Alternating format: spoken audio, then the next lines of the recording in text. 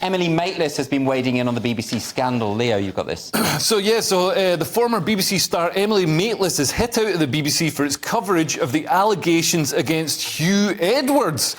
So she said, and this is a quote from her, "Everyone knew that something had changed and that this poor man was in hospital, and that was absolutely appalling. And yet, obviously, there will be journalists here saying, but that doesn't stop us doing our work." So she's criticising the journalists for investigating these very serious allegations, and obviously, very public interest allegations against Huw Edwards. She's saying, "Oh, but he's in hospital. He's feeling sad about it. So we should stop." Where's that for Prince Andrew or Andrew Tate or anybody who gets accused of these things? Isn't her point that, I mean, she says here, I'm just looking at the quotations from the article, isn't her point that because they found there was no criminality in this case, that actually this should have gone through an HR process? No, I mean, that's ridiculous. That's what she's saying, though. The idea that anything... And we're not sure that there's no illegality. I mean, but there's no evidence that there is. There's no evidence there is, at the moment. But we're not sure what happened. This is all, private messages between people. So, until that evidence is exposed, what she's saying is that if he wasn't famous, it would have gone through an HR.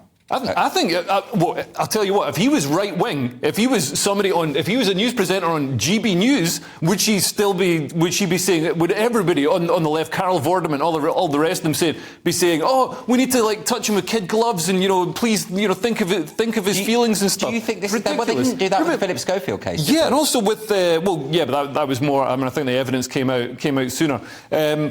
But remember when Boris and Carrie allegedly had some sort of domestic tiff? I do remember that, yes. Someone heard them through the walls or something. All the same people were tweeting all this sort of real, speculative stuff about what that was about. OK, well, let me ask Lewis. So, do you think it's become politicised?